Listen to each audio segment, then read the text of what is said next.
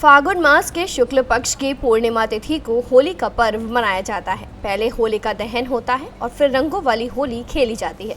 ये पर्व बुराई पर अच्छाई का प्रतीक है। होलिका दहन को छोटी होली कहकर भी संबोधित करते हैं। हर साल फागुन पूर्णिमा तिथि पर होलिका दहन करने की परंपरा है। ये पर्व 13 मार्च यानी कि गुरुवार को है, जबकि 14 मार्च यानी कि शुक्रवार को धुरेंडी पर्व यानी कि रंगों वाली होली खेली जाएगी।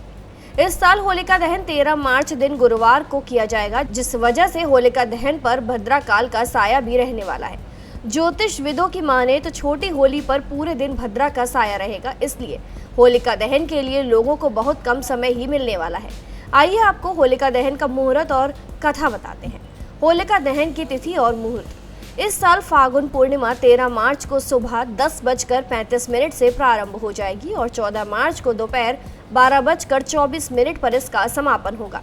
चूंकि छोटी होली पर दिन भर भद्रा का साया है, इसलिए रात को 11:26 पर भद्रा समाप्त होने के बाद ही आप होलिका दहन कर सकेंगे।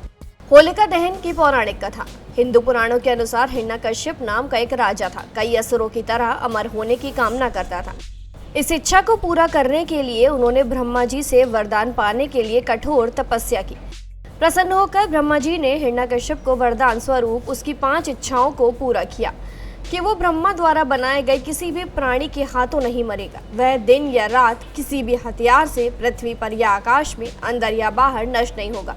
पुरुष हो या जानवर, देव हो या असुर, कोई उसे नहीं मार पाएगा।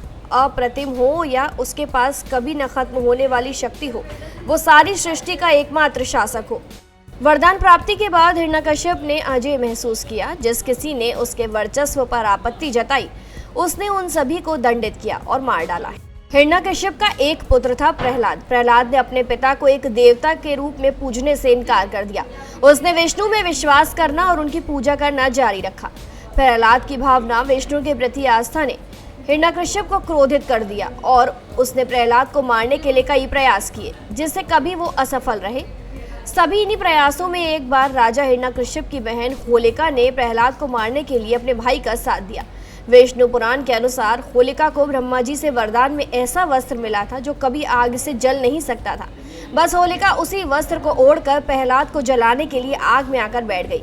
जैसे ही प्रहलाद ने भगवान विष्णु के नाम का जप किया, होलिका का अग्निरोधक वस्त्र प्रहलाद के ऊपर आ गया और वह बच गया, जबकि होलिका भस्म हो गई। इसी वजह से होलिका दहन किया जाता है। आप होलिका दहन करते वक्त इन मंत्रों का जाप जरूर करें। ओम होलिकाय नमः, ये मंत्र शांति के लिए है। वहीं मां से सुख शांति प्राप्त करने के लिए आप जयंती, मंगला काली, भद्र काली, कृपालिनी, दुर्गा क्षमा शिवधात्री, स्वाहा स्वधा नमोस्तुते मंत्र का जाप भी कर सकते। साथ ही आप बुरी नजर से बचने के लिए अस्क्रभ भय भीत नाम दुष्टा नाम पाप नाशिनी मंत्र का जाप करें।